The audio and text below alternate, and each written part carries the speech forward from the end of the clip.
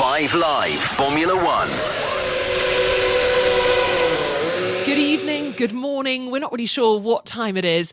It is coming up to 5 to 3 in the morning here in Las Vegas, and we wouldn't normally record our show from a hotel room, but such is the strange and rather unique schedule we're running here in Vegas, we've decided to head back to the hotel, gather our thoughts after qualifying here in Vegas, where Charles Leclerc took pole position, so we can really get to the bottom of what we've seen so far over the last few days since touching down in this incredible Sin City. None of us on the team have been here before. I'm Rosanna Tennant, joined by former Formula One driver Jolyon Palmer and racing driver Alice Powell. We're all on a sofa.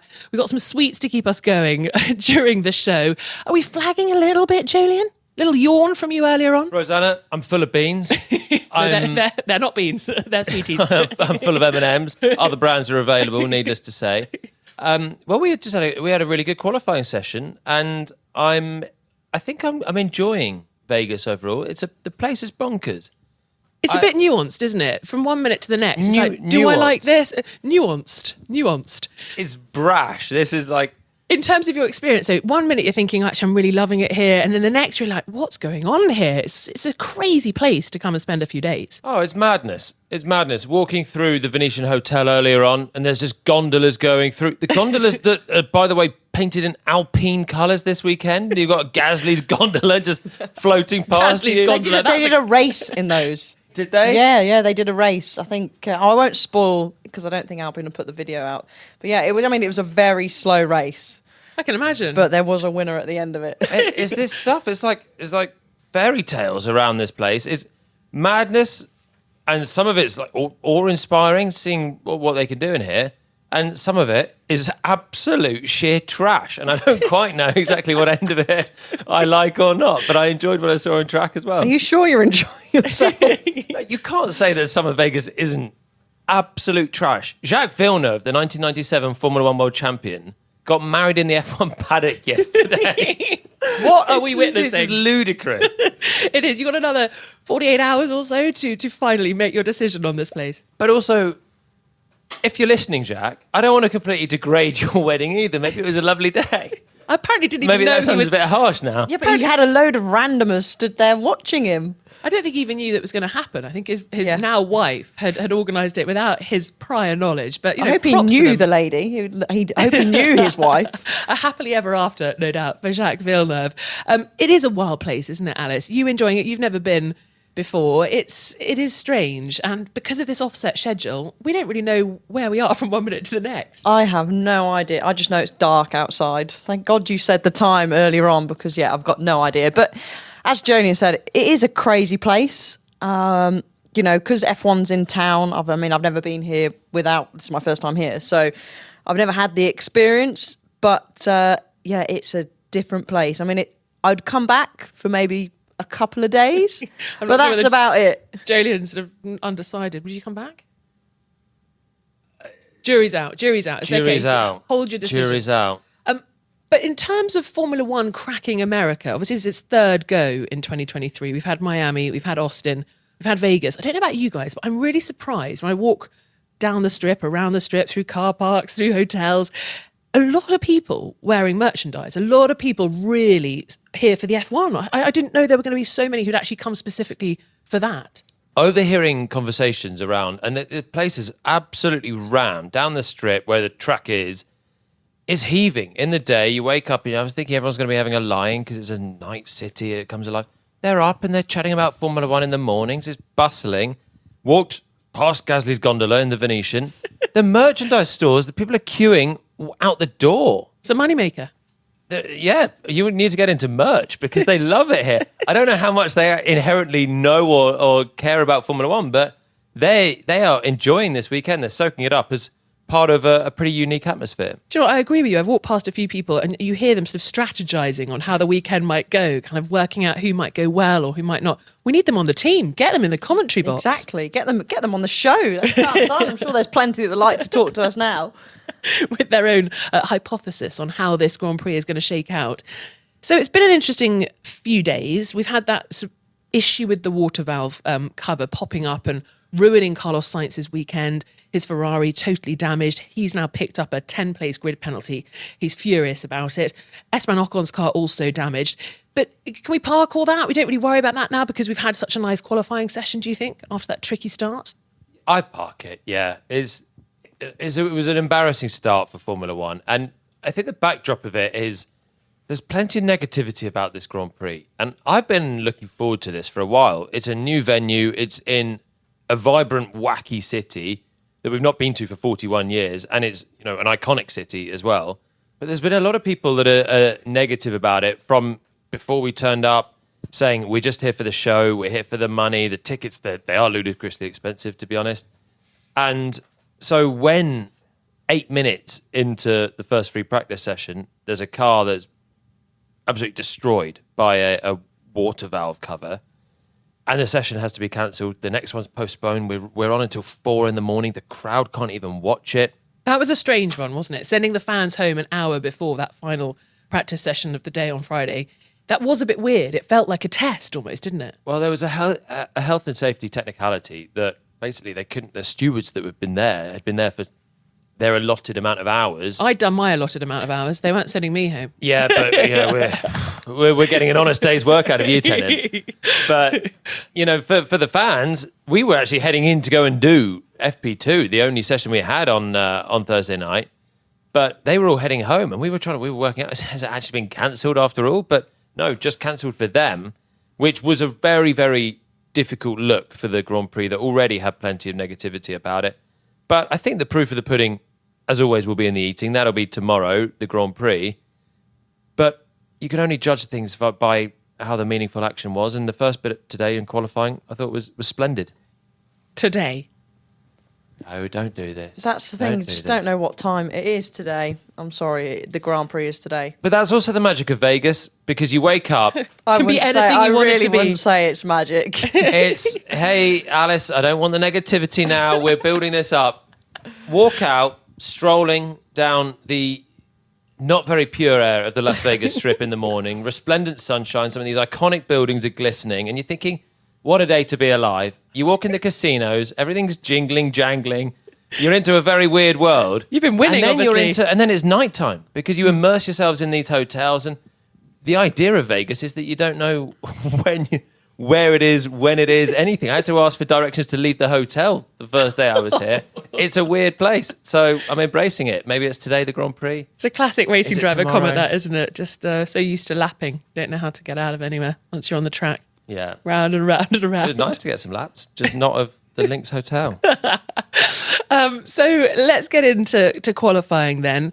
After all of the sticky, tricky start of the weekend, was this a good qualifying session, a great qualifying session? Where does it stack up for you in terms of what we've seen this year?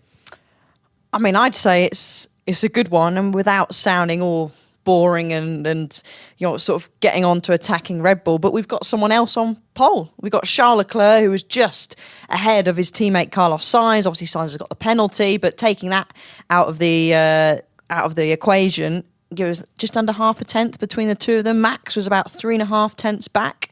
So we had the two Williams in there as well, which we didn't expect. We had the two McLarens who didn't even make it into Q2. They didn't get out of Q1, which was a shock. And I said on air that we were going to have some surprises, and I think we got more than one surprise. So I think it was certainly up there with one of the best qualifyings of the year so far.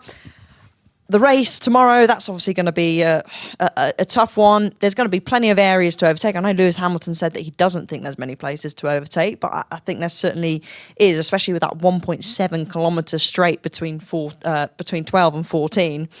So I thought it was a really good qualifying. I really enjoyed it. Some big scalps, and as you were calling them across the line, Jolien, the times just kept improving. It was quite relentless, that Q3 session, wasn't it? I think because Leclerc was brilliant, and he's looked like he had pole sewn up from the word go, really, this weekend. In the end, it was way closer than we thought. Sainz was very, very near, although he'll have a 10-place grid drop. Verstappen couldn't do it, didn't improve on his final lap. And actually, in the last 10 races, Ferrari have had 6 poles.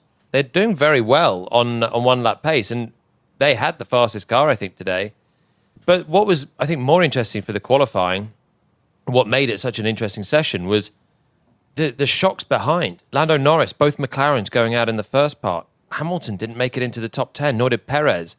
Fernando Alonso was towards the bottom reaches of the top 10. And then suddenly you've got Logan Sargent, American rookie, jumps up to 4th place across the line. Okay, he got shuffled down to start 6th tomorrow. But there was some brilliant minnow drives, basically. And both Williams were up there. You had Haas up there. You had teams that normally don't get a look in. They're going to be thinking they can get some good points tomorrow. So is that the Las Vegas Grand Prix circuit effect? Or was it just, I don't know, the magic of the place?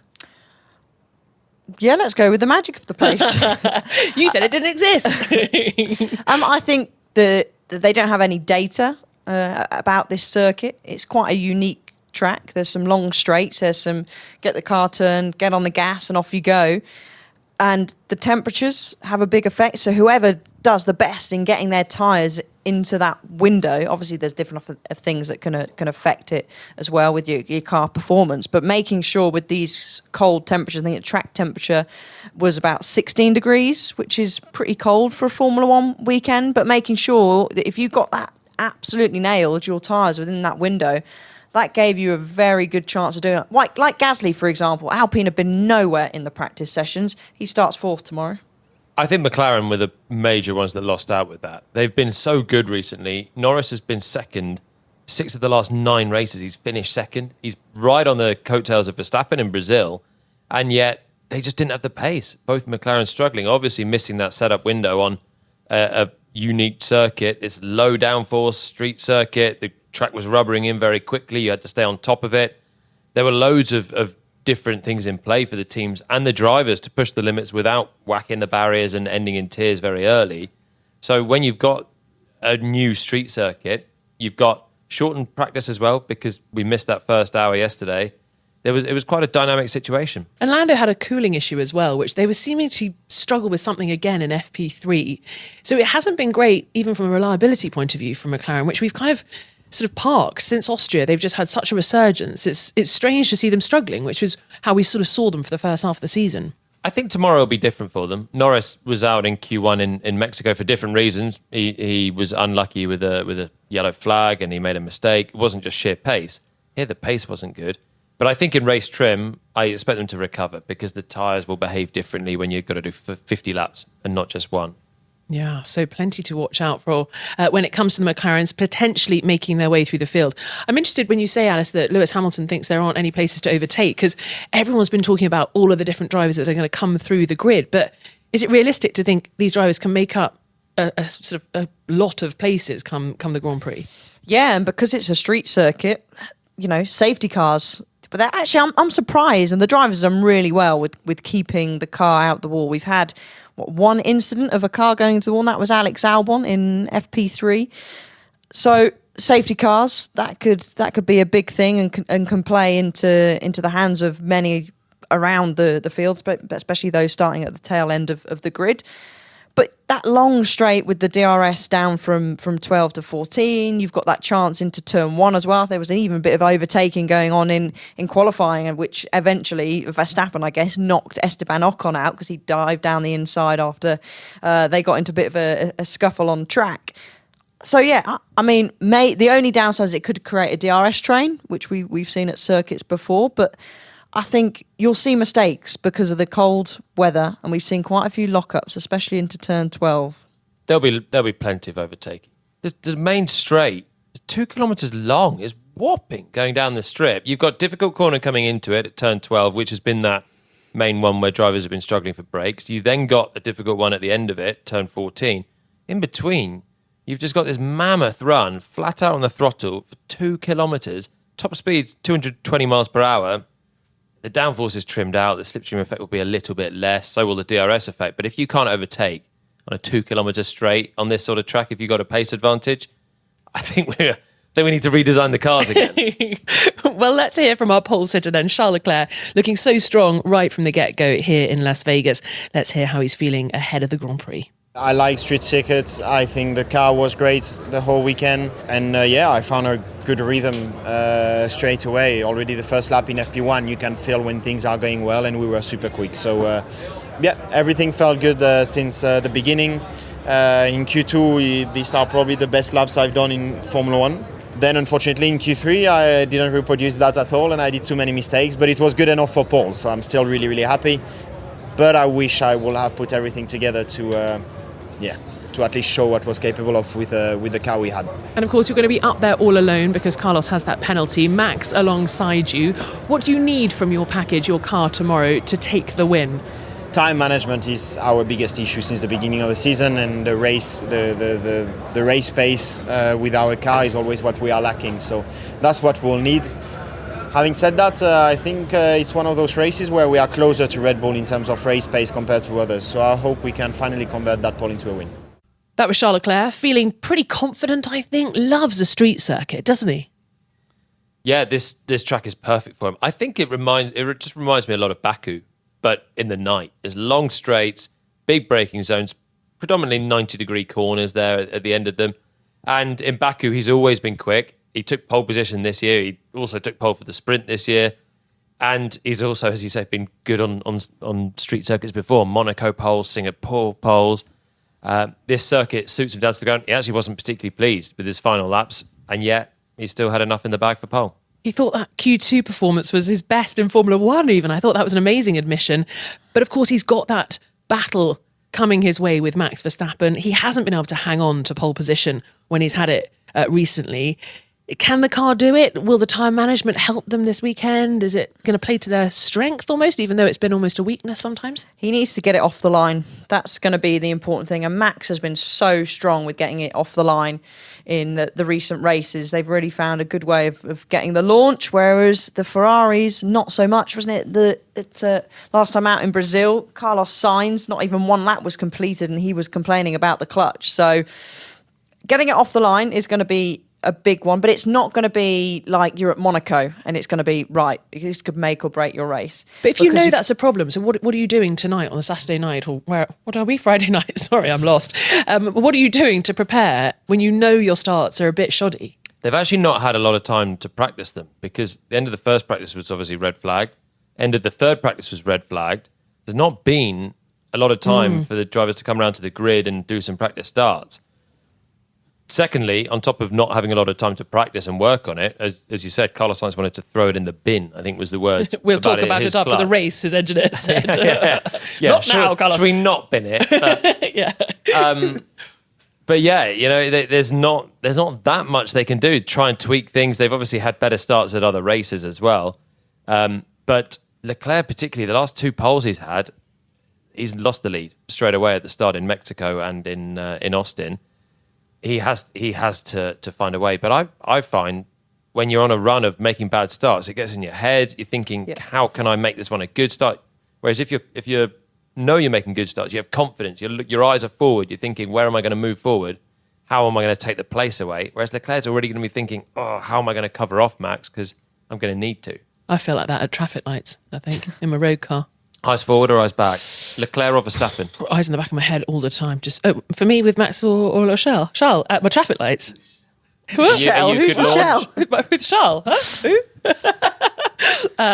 Let's go back to track action. So obviously Carlos Sainz qualified P2, but he's going to have that 10-place grid pen. He is frustrated. Let's hear what his reaction was. The sport in general, first of all, with not having a governing body with enough power to overrule such a clear force measure, that everyone is aware of, and that I think the whole world understands that it shouldn't be a penalty.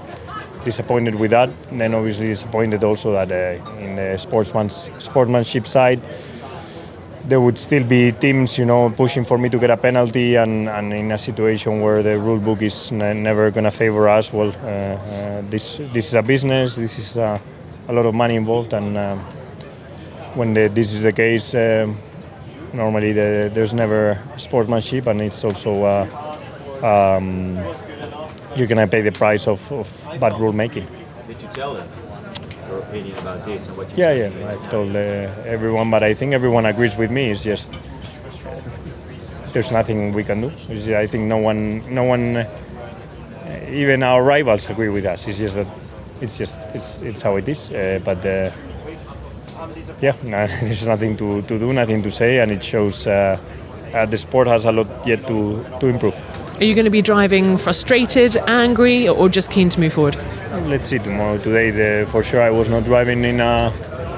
I mean, I was giving it all, but I was not in a good mood all weekend since what happened, since the shock, and then obviously the penalty. Everything has been. I haven't been able to enjoy the weekend much, and I'm not in a very good mood. But when I put the helmet on, normally all this goes away. That was Carlos Sainz. Qualified P2 will start outside the top 10 with a 10-place grid penalty. So frustrated. That is how Carlos seemed in the pen. Even now, said he's really not enjoying being here, criticising the governing body. Julian, just run us through why he's picked up this penalty, because on first glance, you'd think, hang on, the water valve's popped up, it's ruined his car, it's ruined his weekend. As Carlos said, sort of force majeure vibes. Why have they still given him a penalty? So in Formula One, you can only use a certain amount of power unit components in the year. The critical component that he destroyed the whole car, but a critical component for him was a battery, and he had to change it. He had to go for a third battery. You're only allowed 2. In any case, that would be a penalty, and that would give you a 10-place grid penalty, and that's what he's got. Of course, the reason he had to do that was because he ran over the water valve cover, and so he's hacked off, to say the least, because that's nothing in his control. You know, that's a circuit infrastructure that's come loose, and it's probably the FIA who needed to be securing that. Well, it's definitely the FIA and the track inspectors that had to be securing that better. So both Ferrari, Fred Vasseur, the team boss, Carlos Sainz, they're fuming because Ferrari have got a very quick car. They've proven it by actually being first and second in qualifying, and yet Sainz, for no fault of his own, has not only had a rough ride, he's really, the damage cracked the seat that he's driving in. He's felt that through his body, so physically that's not comfortable. You've also then destroyed your car. The mechanics have got to work on it. That's expensive in a cost cap environment. Finally, you're getting a penalty after rebuilding a brand new car. You then have to start 10 places further back. And when you would be on second on the grid, he's now 12th. Ferrari, who are trying to beat Mercedes in the Constructors' Championship, should have a golden opportunity to close the gap, maybe even get ahead tomorrow. And instead, they're left licking their wounds when it's frankly not even in the slightest bit their fault. And that is why Sainz is displeased. It is a strange one, isn't it? They sort of tied themselves in knots with the rules and regulations. And it's Max Verstappen who profits. He's going to be promoted to the front row to start alongside Charles Leclerc. From P2, I mean, is it dead set that he's going to take the race victory almost from the first turn? No. I mean, usually yes, Alice, usually I'm sat here going, oh, I really wish I could say no, but yes. But actually tomorrow, I think if you look at the race pace that between the two cars, basically Leclerc and Verstappen, he's got a little bit of an upper hand compared to Leclerc. But I think overall, the Ferrari just seems to be a bit better. And with these big, long straights and with the aid of DRS as well, that's going to be hard to escape. You know, there isn't many fast flowing corners where the dirty air is really going to affect you. And it's quite cool as well. So you're not going to overheat your front tyres by sitting in the dirty air. And you've got the long straights, you can kind of pull out a little bit anyway, and the tyres will cool. So, you know, I would say this is definitely Ferrari's one to lose. They've got to really do something wrong tomorrow. And Jolene, you're like, smirking. What's going on? on? Because I love your optimism, but Verstappen's won 15 of the last 16 races. Here's the bloke who said no negativity here, I don't and know. you're Why bringing is it. Verstappen winning a negative? We're witnessing brilliance, Rosanna. Oh, sorry. Yes, no, I know we are. But in terms of the fight on track, we wanted to see come someone on. else. When the guy's won 15 of the last 16 races, it would be nice to see someone else take a win. I don't know where I am with you, Julian Palmer. Nah, but Leclerc, right, was 8/10 quicker in Q2 than Max Verstappen. Yeah, Verstappen started 6th in Austin. He won it. There's been so many. He's just the boy that cried wolf. The amount of times where we're thinking this is the chance for a McLaren to do it, for a Mercedes to do it. I can feel it in my bones. I hope your bones are right. I hope we get a fight. You just can't. It's 2023. He's won almost everything. But okay, the Red Bull has such an amazing DRS effect. Is that slightly negated here? So even if, he gets ahead, could Ferrari get them back? I don't know. Is there something at play with this circuit? Yeah, you're right.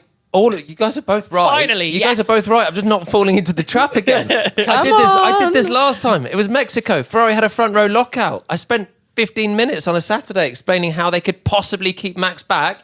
Called the start. 3 seconds. Lights have gone out. Oh, Verstappen's winning. Oh, he's gone. He's won. I'm not doing it again. He's probably going to win.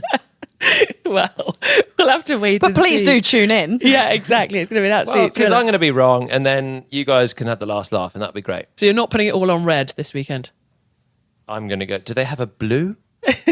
Purple. Yeah, they're a bit purple this weekend, aren't they? They've changed it up with their livery just to wow us all. The penultimate round. So it's going to be a Max Verstappen victory. You're saying?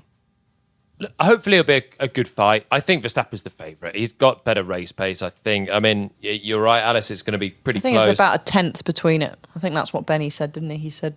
Andrew Benson, BBC's chief F1 writer, and that is gospel. I'm sure he'll also be across what sort of strategies we might see play out during the Grand Prix, but of course we don't really know anything because there's no data to go on.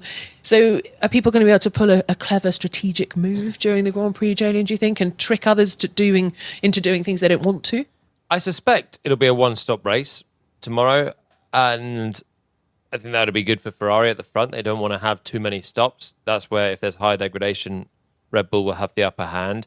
I still think the bigger thing, whilst there's been no incident apart from Albon just having a nudge at the wall at the end of practice, I would wager as strongly as I think Verstappen will probably win the race. I think there'll be a safety car in there as well. I think Maybe even a red flag. Could even be. Yeah. Because clearing a car is going to be quite tricky, given it's a street circuit and it's all quite sort of compact. And it's one thing, the drivers keeping it clean through practice, through the qualifying hour as well. But when they're all racing each other, speeds up to 220 miles per hour, it's quite bumpy out there, trying to make a move. The cold temperatures as well, coming out of the pits. There's so many different things in play. And on this sort of street circuit, there's not a lot of room for error. You try and make the corner rather than, as we've seen through practice, go through the runoff areas and do a loop-the-loop and come back round. And we've seen that in Saudi Arabia, haven't we? The Jeddah street circuit. That gets a bit gnarly with people trying to squeeze through gaps. And this circuit reminds me of that as well. I know we say Baku, but there have been incidents like that. But they're good races. Yeah. Yep. And I think one thing to remember as well, with this long straight, what are they reaching at the end of that straight? 215 miles an hour? If you're going to be in the DRS, with the DRS and in that toe as well, by the time you reach there and you stamp on the brakes, which will have lost probably a little bit of temperature, and the speed that extra speed you're going from being on the toe, we've seen people have plenty of lockups not being in the toe. So I think there'll be some incidents tomorrow. Oh, we got all Today. the ingredients. Yeah, exactly. Do you know what? I'm going to call bedtime on this one. Alice Powell and Jolien Palmer, thanks so much for talking us through the qualifying session we've seen. Do join us at 5:30 a.m. as we get ready for the Las Vegas Grand Prix. We haven't raced here since 1982. And as the guys have said, we've got lots to look out for in the race. Hopefully you'll join us at 5:30.